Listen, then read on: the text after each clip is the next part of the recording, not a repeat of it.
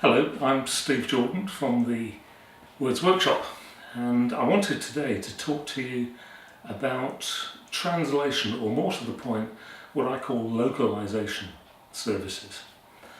Now, translations are difficult things because you're translating something obviously from one language into another, and the person that wrote it in the original language may have a different level of expertise from the person that's translating it into the new one.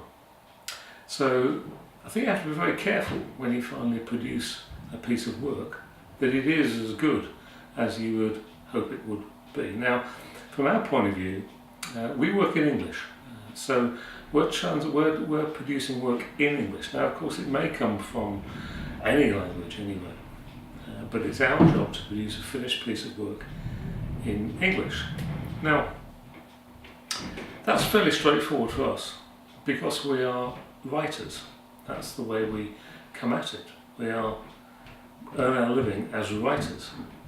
And most translators are not necessarily writers. Indeed, the people that wrote the article in the first place may not necessarily be writers. In fact, they're probably not.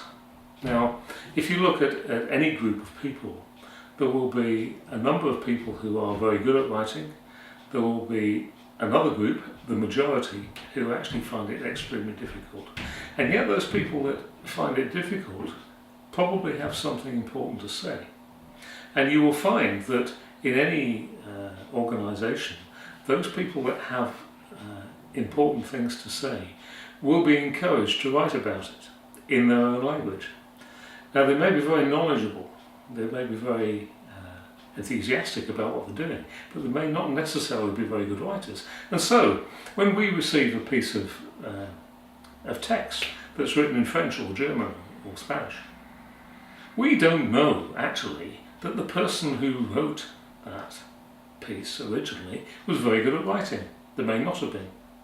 And so if we then give the Spanish or German text to a translator to translate it into English, we then finish, and of course the translator may not be a writer either, they're a translator. What we finish up with, possibly, is a piece of writing that was written badly in the first place, or at least not very well, not as good as it could have been in the first place, but is then translated by somebody who knows the language very well, but is not a writer either. And we finish up with a piece of English text that bears very little relation to how a writer originally would have done it. And so it's our job then to try to look through that text that we've got from the translator, to try to work out how a writer would have said that if they'd been doing it from the start.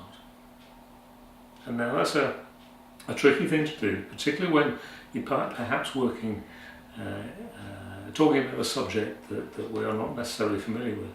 But actually that is the skill of writing, is being able to work out something that is maybe not necessarily your particular field of expertise, but still make it sound elegant and make it communicate well and get the message across. So, my little piece of warning, if you like, about translations is it might not always be a good idea to rely on the translator.